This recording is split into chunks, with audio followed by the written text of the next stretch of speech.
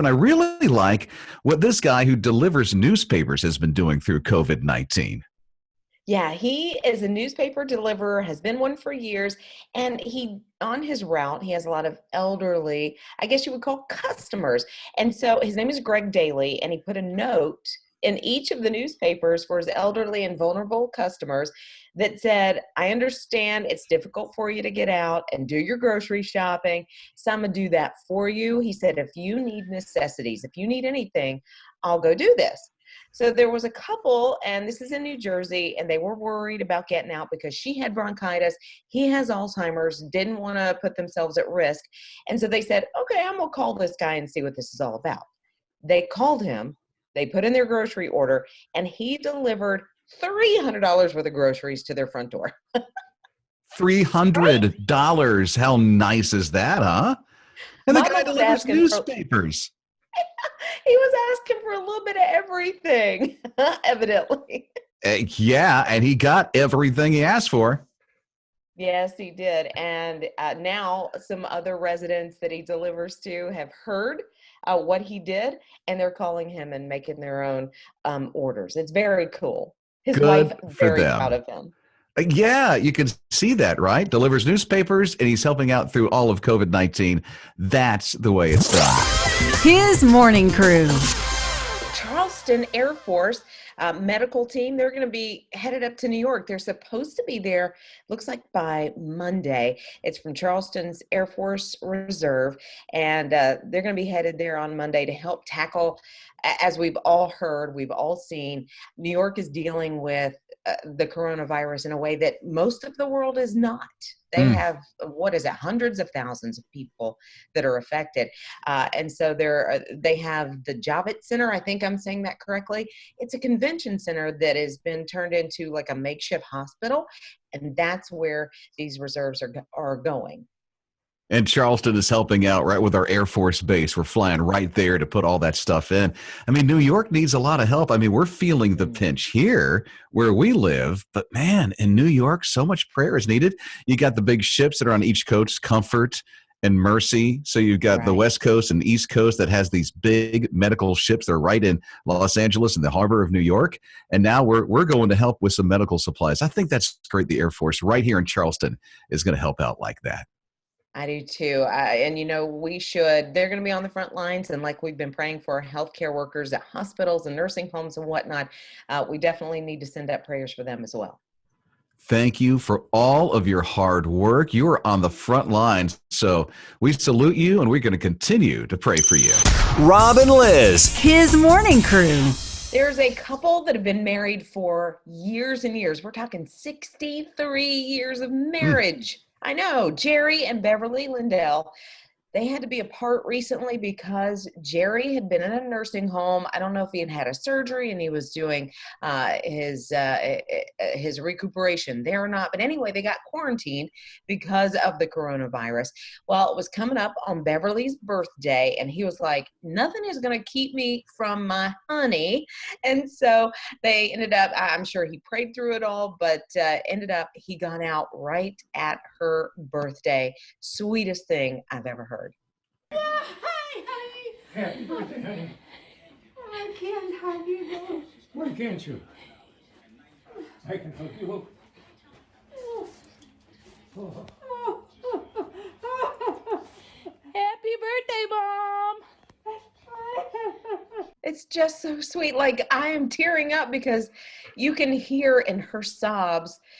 He just makes everything better. If you're married, you have that special someone, when they come in a room or you haven't seen them for a while, that feeling of calm that comes over you. And that's exactly what Beverly and Jerry went through. He said something he'll never forget. That's so much love that they have for each other. They're inseparable. Even when they're apart, they're inseparable. And now that they've been able to be reunited like this is amazing. Yeah, and we all hope to have that kind of love in our lives and longevity. Married 63 years. I got 43 more to go. Yeah, they need to write a book. Would they write a book, please? His morning crew. So good to have your company today in the middle of COVID-19. And what are some people doing? Getting out, playing with their dogs, going through neighborhoods. And how about this one guy that's playing fetch with his golden retriever? Here's the thing. This happened in Scottsdale, Arizona. He throws the ball. The ball goes into a hole. You know who goes into the hole after the ball was the golden retriever. He had to wind up calling the fire department. Fire department comes out and saves the dog out of that hole. It was quite the thing, too. They captured it, put it on social media. The video's all over Facebook right now, but the fire department worked hard. They even had to start digging around the hole to make it a little bit wider to get the dog out. The dog's like, I'm just trying to get a ball, guys. So, what happened? Who put this hole here? And get stuck in that thing. So I have to really pay attention not to allow my dog to get in the middle of all that stuff. It's a wonder. You remember, what was it, a couple weeks ago? I was home broadcasting because of all this COVID thing, and my dog Charlie walked out on the roof. So I'm glad I didn't have to call the fire department to get her off the roof. It was funny because we were social distance and she had to be home, and I was on Zoom with her, and she goes, "The dog is on the roof." It was the funniest thing that you've seen. Yeah, and my sons coaxed her back in because she's just looking around like, oh, that's about 30 feet down. I'm good. Rob and Liz. His morning crew. And there's a lot of things that we're trying to do in a new way. People are thinking outside the box. We've been talking about that through the day, including Easter egg hunts. There's a church in Texas that's going to do a national virtual Easter egg hunt, and they're going to do it on the Minecraft server. Oh, get I don't know out, what really? that means. But I guess Wow. if your kids play Minecraft, they can get in on this Easter egg hunt, but they're not the only ones. There are also churches around our area in the Carolinas and Georgia that are also doing virtual Easter egg hunts.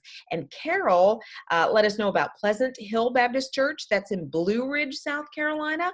They have canceled the Easter egg hunt at the church, but it's so cool what they did. It looks like somebody took a video of them walking through the church grounds, and you have to find the eggs along the route. And some other things like gloves and maybe an Easter bonnet and an Easter basket and things like that. It's very, very cool. I like how people are thinking out of the box. I mean, still need to do something, right? And so they're going to do this with the Easter egg hunts that are going on throughout the area. So way to go. And I'm very curious on how you're handling Easter egg hunts maybe at your church, because you have to do it so differently, right? So virtually. So text us at 800-447-7234, or better yet, use the open mic on the My His Radio app. We would love and hear what you have to do with those Easter egg hunts, because you're thinking out of the box. That's good. That's the way church is, right? His morning crew. Easter egg hunts, it's really tough trying to navigate through all of this stuff. So we saw some text that came in at 800-447-7234. By the way, use the open mic on the My His Radio app. We would love to hear what you're doing with your church with Easter egg hunts.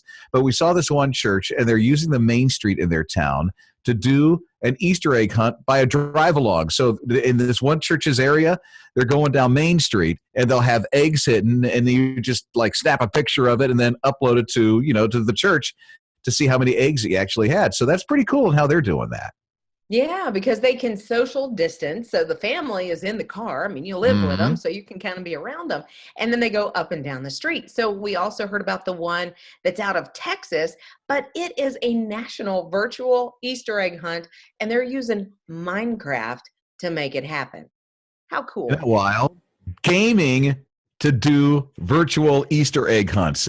I don't do Minecraft, but I kind of want to, just to do the Easter egg hunt, Right. And I'm sure Eli probably is on Minecraft from time to time or every day, like my boy. So why not try it? We kind of limit him on that stuff. He'd be on it all day long. You know what I'm saying? Rob and Liz. His morning crew. Christ Episcopal Church, they're in the upstate of South Carolina. They had this big annual spring concert that was canceled. That's happening to a lot of choirs and choruses and everybody who wants to do this kind of competition this time of year. So they got together, and the choir director said, you know what, we're going to make the best of this. Everybody sing your part at your house. And it turned out like this.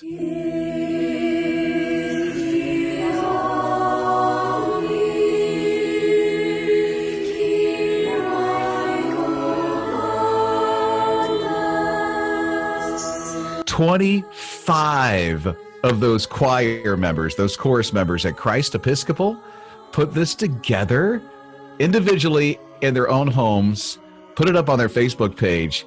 I'm just blown away how beautiful this sounds.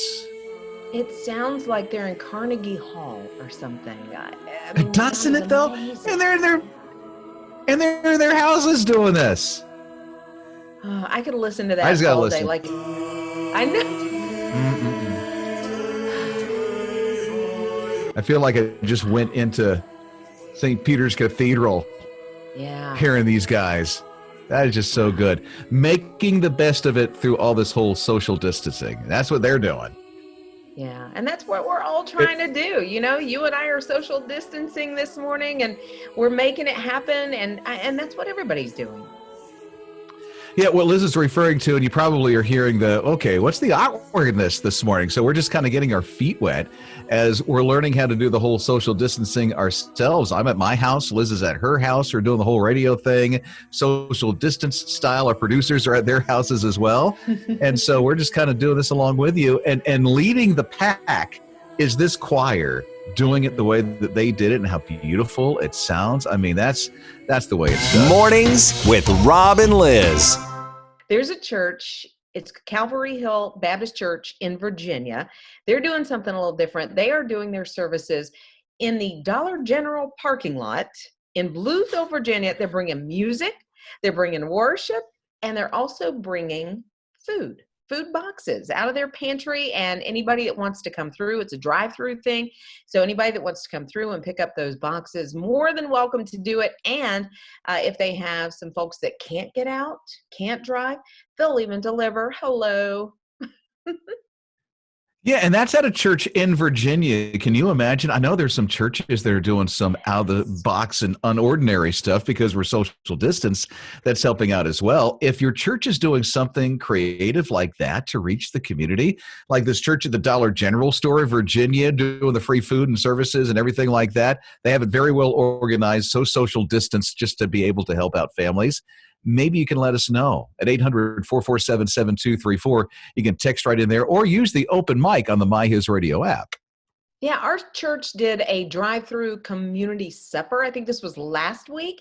And I don't know how many families, but I saw the interaction on Facebook about, can I come by for myself? I'm just a single person. Or, we had 6 in the family. Can we drive through? And they were serving up like hot dogs and chips and the whole 9 yards. I love that, how people are just coming right up to the plate and saying, we're going to help out, and this is how we're going to do it. His morning crew. I know music makes me happy. It makes everybody happy. There's actually research to back that up. It says 13 minutes of music will actually alleviate some of your sadness. How cool is that? It makes it so much easier, doesn't it? Just to put it on, you can get rid of some of this. I mean, it's so stressful. I mean, I totally get it. I'm with you. My kids are at home. One is home from college. The other one is like 5th grade. And that can be stressful. I'm glad we have a little bit of space where we are. We can get outside. We can ride our bikes. We can go into another room, and then we'll have our time with each other. But yeah, you just kind of need the music on background to help you make it right on through. Yeah. And it also says in this same study, 9 minutes of music can make you happier. I mean, think about that, especially if you're listening to upbeat music like Nothing Gonna Steal My Joy. I mean, I was bebopping around here in my daughter's bedroom, having a great time with it, and I'm smiling and I'm joyful. So sure. Yeah, and I'm glad we have the music of His radio because it's vertically focused. So it reminds you and me that through COVID-19, Jesus is in control of it all. Rob and Liz. His morning crew. Teachers are finding creative, ingenious ways to really connect with their students. They've been sending some messages. This was out of Phoenix. I saw some videos. They're putting together videos every week to say things like, I love you, and I miss you, and you're important. So it's not so much even about the grades and learning, even though, of course, that's huge. That's an important part. It's more about making the kids feel at ease. For the first time, these kids are going through something just incredible. difficult, I would think, because they're away from their friends and their teachers and the schedule and the normalcy. And so teachers are really reaching out to make them feel okay. Yeah, I noticed that the teacher that my son has, he's 11 years old. He's in fifth grade. Yeah, he's in fifth. Eli's in fifth grade. I know this. I'm Yeah. supposed to know this. And so at noon every day, even though they're social distance, even though it's like homeschool, she gets together on a Zoom with all the students so that they can just interact with each other because they need to have that time with each other because they don't have it in the classroom anymore. But they're going to have it every day at noon on Zoom, which I love that she's doing that. Yeah. And I asked on Facebook yesterday, tell me some of the things that you're doing. And we found some different things. One of my friends, Katie, said that she's doing an Instagram live every day to talk to them and they can ask questions. And so it's interactive, but it's totally different than just the classroom setting. Let me tell you, our teachers are working so much harder right now because of all of this. I have to navigate through how do you do this? That it's never been done like this before. How do you prepare for something like this? And they're really stepping up so quickly to navigate through this whole COVID-19 thing. And I think they're also helping parents because, some of us are thrown into, we've never homeschooled before. And believe me, if I were to sit down to some of those math equations and problems, I'd be like, what is happening? And so Yeah, right? they're helping us navigate through all of that as well. So they're not just dealing with the students, they're dealing with the parents as well, trying to help us understand homeschooling a little better. We're curious about how your teacher is handling it. If you're a teacher, how are you handling it? You can text us right now at 800-447-7234. And if you have the My His Radio app, if you don't, go ahead and download it. It's for free. Google Play and the App Store. And use the open mic. We'd love to hear how you're navigating through this with school right now with His Radio. It's Rob and Liz and His Morning Crew. Mornings with Rob and Liz. Thinking about teachers and how they have just stepped up and worked so hard, harder than ever, I think, because you have to navigate through this whole social distancing thing. So we heard what some teachers are doing, but some texts are coming in. That's right. So we heard from Melody, and Melody said she's got a shout out to her granddaughter's teacher, whose name is Dottie Hollis. Now, Dottie is trying to make that personal connection, making these kids feel very special.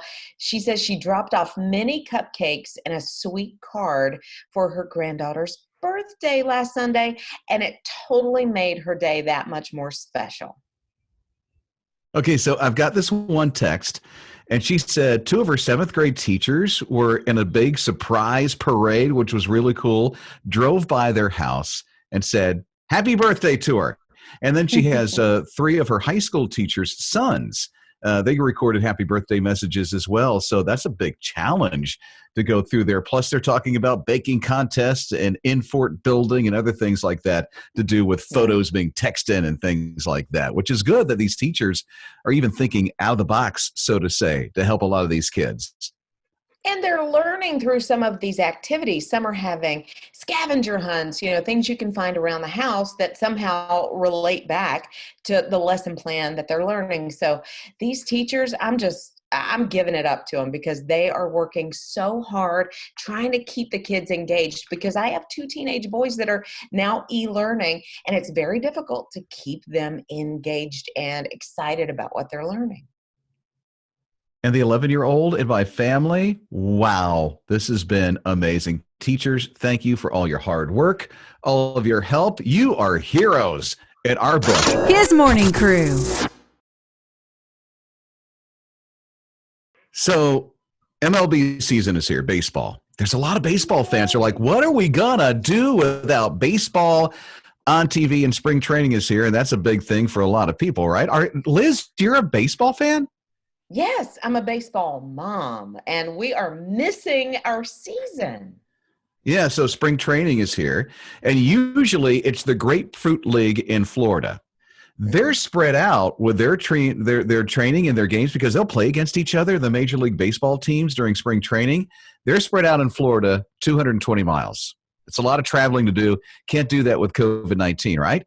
So they're thinking, and they haven't made it official yet, unless they did last night, but they're thinking of moving all 30 teams to Arizona do their spring training in Arizona, and they're all about 25 miles away from the Diamondback field that they have, Diamondback Chase Field. And so they might move everything there. The games they'll play in that stadium completely empty, but at least they'll be able to keep spring training alive and that whole part of the baseball season alive with spring training. Wow. And it sounds like, of course, on the baseball field itself, everyone is social distanced until they get to the bag. So I'm trying to figure that whole thing out, how that's going to work, but it still should be a lot of fun to see. When you say the bag, do you mean the base? Yeah. Uh-huh. See, that's a true fan. When she can say stuff like, yeah, when they get to the bag. Freddie Freeman standing there for the Atlanta Braves, and I know, right? She knows all the names. Mom. Well, not all the names, but some of the names. But yeah, I didn't know would that love one. to see some. You didn't know Freddie Freeman? No, I don't know that one. What? I'm not a Right. baseball. So here's the thing. I'm not a baseball fan. So I'll watch the sport, I'll go and see the local team, but Yeah. when it comes to watching it on TV, MLB, I'm an American. I just don't, and I'm not a big fan of baseball. After all this social distancing is over, we're going to go see the Atlanta Braves. We're going to go see some baseball games so I can talk you through it, okay? She's going to drag my family to baseball. Oh, my word. Yeah.